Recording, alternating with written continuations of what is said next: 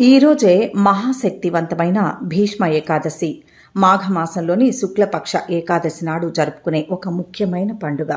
ఈ రోజున విష్ణుమూర్తిని పూజించడం అత్యంత పవిత్రంగా భావిస్తారు. భీష్మ ఏకాదశిని జయ ఏకాదశి అని కూడా అంటారు. ఈ ఏడాది ఈ పవిత్రమైన రోజును ఫిబ్రవరి 8వ తేదీన జరుపుకుంటున్నాం. ఫిబ్రవరి 8వ తేదీ సూర్యోదయం నాటికి ఏకాదశి ఉన్న కారణంగా భీష్మ ఏకాదశి ఫిబ్రవరి 8న జరుపుకోవాలని పండితులు సూచిస్తున్నారు. పురాణాల ప్రకారం కురుక్షేత్ర యుద్ధంలో అంపశయ్యపై ఉన్న భీష్ముడు ఉత్తరాయణం ప్రారంభమయ్యే వరకు వేచి ఉండి ఆ తరువాత తన ప్రాణాలను విడిచాడు. ఆయన మరణానంతరం వచ్చిన ఏకాదశిని భీష్మ ఏకాదశిగా జరుపుకోవడం ఆనవాయితీగా మారింది. భీష్ముడు ధర్మరాజుకు విష్ణు సహస్రనామం ఉపదేశించింది కూడా ఈ రోజే.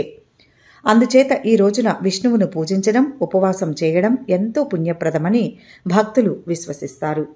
ఇక భీష్మ ఏకాదశి రోజున చేయాల్సిన పనులు, చేయకూడని పనుల గురించి వివరంగా తెలుసుకుందాం.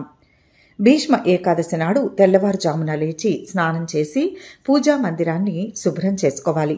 ఆ తర్వాత పీటపై పసుపు రంగు కొత్త గుడ్డను ఉంచి కొద్దిగా బియ్యం పోసి వాటిపై తమలపాకు పెట్టి విష్ణుమూర్తి, లక్ష్మీదేవి విగ్రహాలను లేదా చిత్రపటాన్ని ప్రతిష్ఠించుకోవాలి. సంకల్పం చెప్పుకొని ఉపవాస దీక్ష చేపట్టి విష్ణువును పూజించండి. షోడశోపచార పూజలు చేసి పసుపు, కుంకుమ, గంధం సమర్పించండి. పూలలో పసుపు రంగు పూలు ఉండే విధంగా చూసుకోండి. విష్ణు సహస్రనామం చదవండి, లేకపోతే శ్రద్ధగా భక్తితో వినండి. అలాగే లక్ష్మీదేవిని పూజించండి. తులసి చెట్టు వద్ద దీపం వెలిగించి ధూపదీప నైవేద్యం సమర్పించండి. పాలు, కొబ్బరితో చేసిన స్వీట్లను నైవేద్యంగా సమర్పించండి. ఏకాదశి నాడు పేదవారికి ఆహార పదార్థాలను, డబ్బును దానం చేయాలి. ఈరోజు చెయ్యకూడని పనులు. ఏకాదశి రోజున బియ్యంతో తయారు చేసిన పదార్థాలను తినకూడదు. గొడవలు, తగాదాలు, హింసకు పాల్పడకండి. మద్యం, ధూమపానం, పొగాకు మొదలైన వాటికి దూరంగా ఉండండి. వెల్లుల్లి, ఉల్లిపాయ, వంకాయ, తమలపాకు, మాంసాహార పదార్థాలను తినకూడదు. భోగభాగ్యాలు, మోసం, జూదం మొదలైన చెడు పనులకు దూరంగా ఉండాలి. ఇతరుల గురించి చెడుగా మాట్లాడకుండా ఉండండి. మహాభారత యుద్ధం జరిగింది దక్షిణాయనంలో. ఉత్తరాయణంలో మరణించిన వారికి ఉత్తమ గతులు ప్రాప్తిస్తాయని శాస్త్రవచనం. అందువల్ల దక్షిణాయనంలో శరతల్పగతుడైన భీష్ముడు ఇచ్ఛామరణ వరప్రసాదుడు.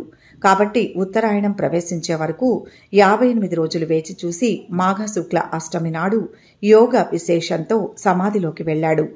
వశిష్ఠ మహర్షి శాపానికి గురైన అష్టవసువులలో చివరి వాడైన ప్రభాసుడు ఈ లోకంలో గంగా శంతనుల కుమారుడిగా భీష్ముడు జన్మించాడు. ఆయన అసలు పేరు దేవవ్రతుడు. తర్వాత కాలంలో కారణాంతరాల వల్ల గంగ వెళ్లిపోతుంది. దీంతో శంతనుడు సత్యవతిని వివాహం చేసుకోవాలనుకుంటాడు. అప్పుడు సత్యవతి తండ్రి షరతుల మేరకు తాను వివాహం చేసుకోనని, ఆజన్మాంతం బ్రహ్మచారిగాని ఉండిపోతానని దేవవ్రతుడు భీషణ ప్రతిజ్ఞ చేశాడు. అలా ఆయన భీష్ముడుగా ప్రసిద్ధి చెందాడు. కుమారుడి త్యాగానికి శంతనుడు సంతోషిస్తాడు.